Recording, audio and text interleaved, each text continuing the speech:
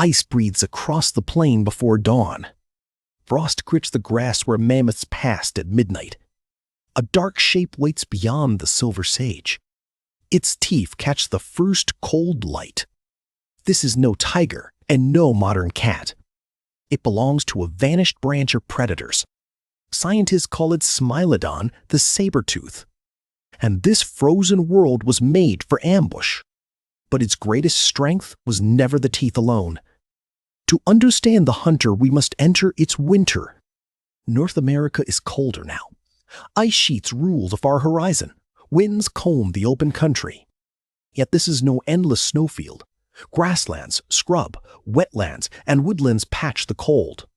Mornings arrive brittle and blue. Every hoofprint hardens. Every breath becomes smoke. Hoods travel constantly here. Food shifts with season. Water decides the map. Ancient horses move first. Camels browse farther back.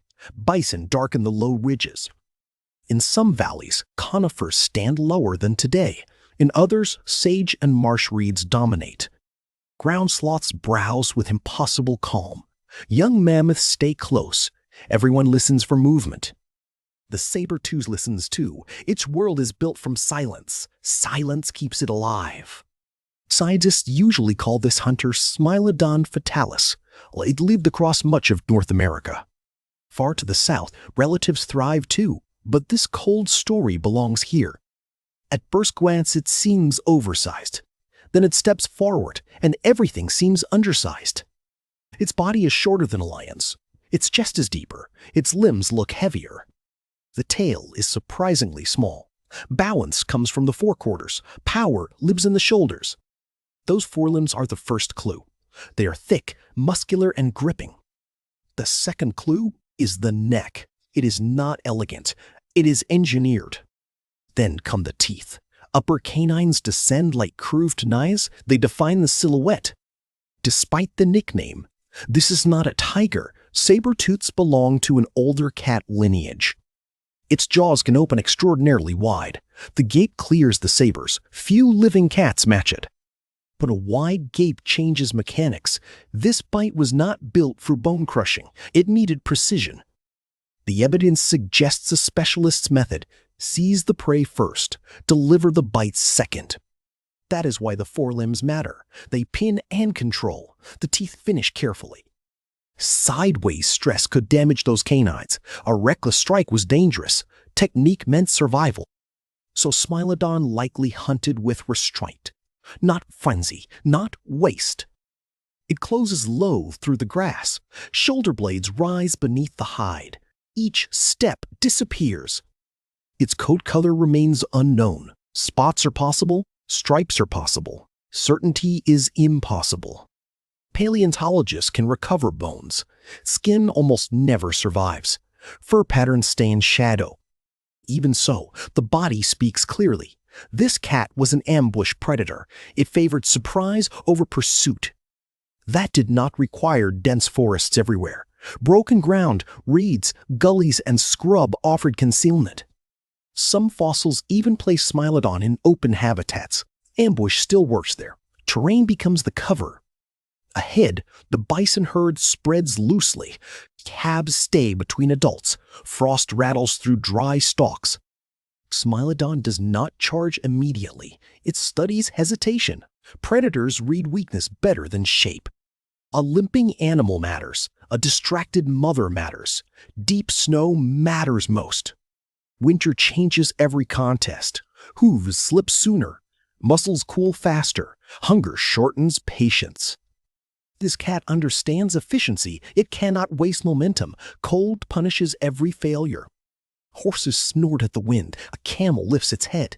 Nothing sees the crouched shadow. The saber-tooth moves when heads dip. One drift of grass hides it. Another carries it closer. Now the distance collapses. A rush replaces stillness. The world narrows to impact. Smilodon strikes with its arms first. Weight drives forward. Claws anchor the collision. The prey stumbles sideways. Balance breaks. In that instant, the cat's design makes sense. A modern lion might suffocate longer. Smilodon may have preferred a shorter, precise assault. scientists debate the exact killing bite. Soft tissues were likely important. Bone was best avoided. So the sabers were not spears. They were controlled blades. Used well, they were devastating. Used badly, they were fragile. Evolution accepted that risk. The reward was immense. The herd explodes outward. Snow dust rises. Sound returns all at once. A calf would be tempting. So would a weakened adult. Context decides everything. Exact prey changed with place and time. Fossils suggest horses, bison, camels, and other large herbivores. Some sites hint at tapirs. Others imply proboscideans. The menu shifted with climate. That flexibility may have mattered deeply. Ice Age worlds kept changing. Specialists still needed options. No predator rules alone here. Dire wolves patrol the margins. American lions command other distances. Short-faced bears may appear at carcasses. Competition has weight, teeth, and terrible confidence.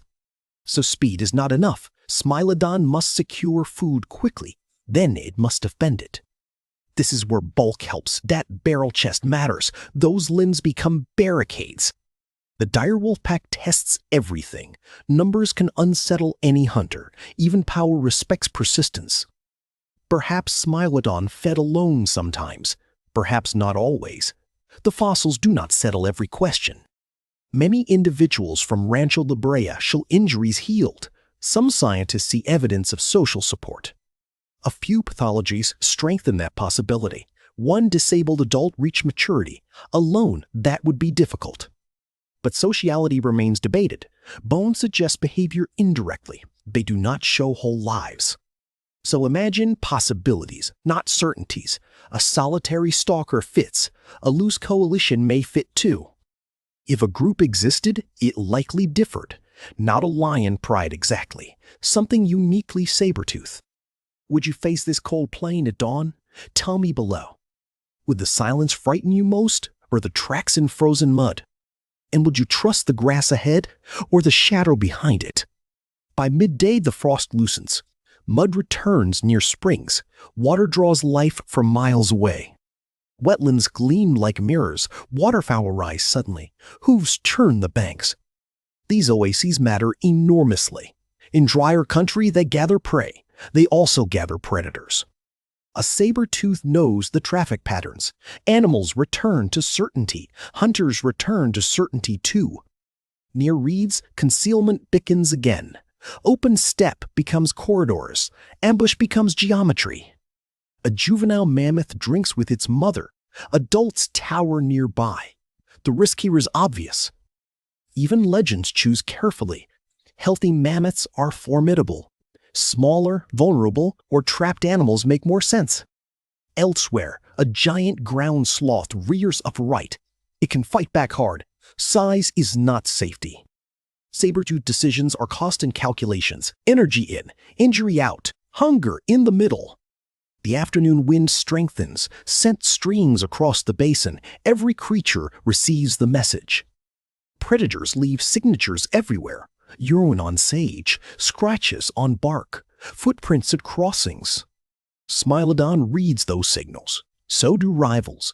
The landscape is a conversation. American lions are longer-limbed and different built. They may have pursued differently.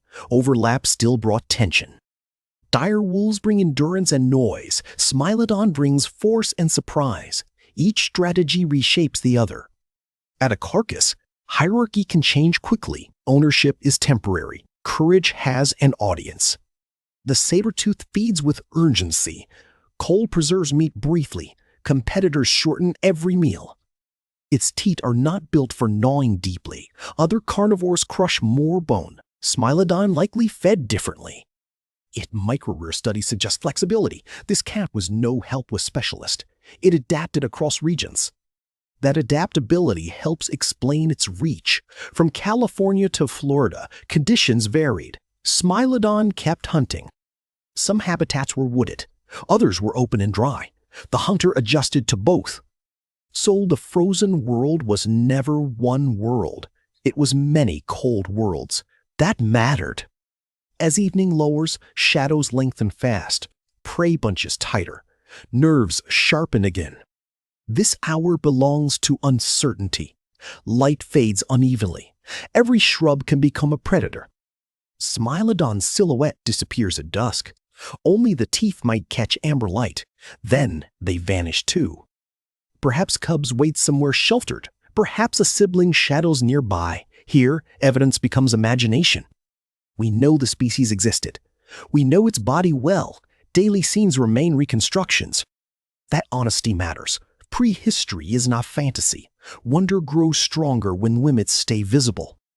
The best-known clue field lies far west. Rancho La Brea tracked astonishing numbers of predators. There, asphalt seeped beneath dust and water. Animals blundered in. Struggling bodies attracted more hunters. Smilodon became the site's dark celebrity. Thousands of remains survived. Few Ice Age predators are better known. Even so, La Brea asks questions back. Why so many saber-tooths gathered remains debated. Scavenging may explain part. Perhaps distress calls drew them repeatedly. Perhaps confidence did. Success can become a trap. From those bones, muscles are inferred. Ages are estimated. Injuries become fragments of biography. Some skulls show wear. Some limbs healed after damage. Survival stories hide inside anatomy. Young animals reveal another surprise.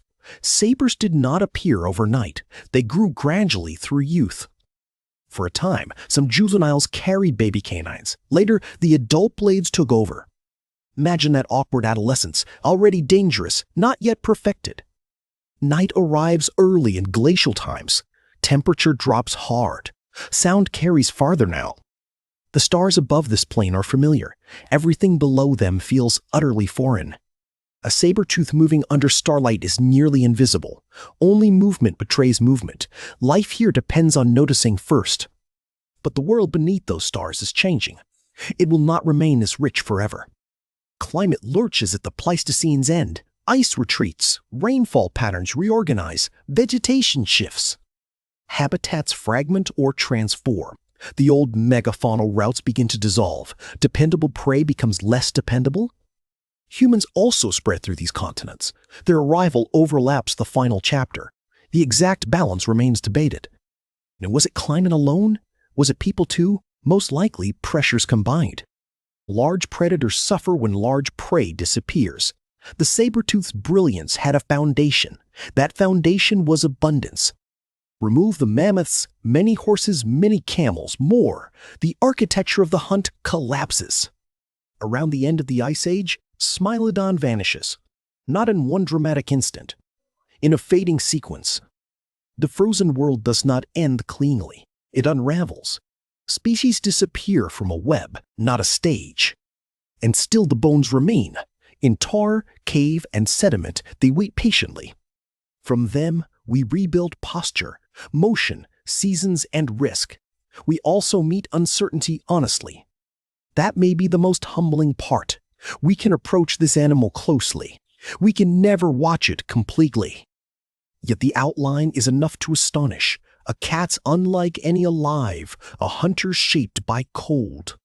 For millions of years, worlds existed without us. They were full, intricate, and already ancient. On those plains, our species was absent. The wind still moved. The hunt still happened. The saber-tooth did not know it was iconic. It only knew frost, hunger, and opportunity. Its banished world feels distant. In deep time, it was yesterday. Would you survive a single winter here? Tell me below. Subscribe and ring the bell for more journeys into the lost worlds before us. The ice withdrew at last. The silence never truly did.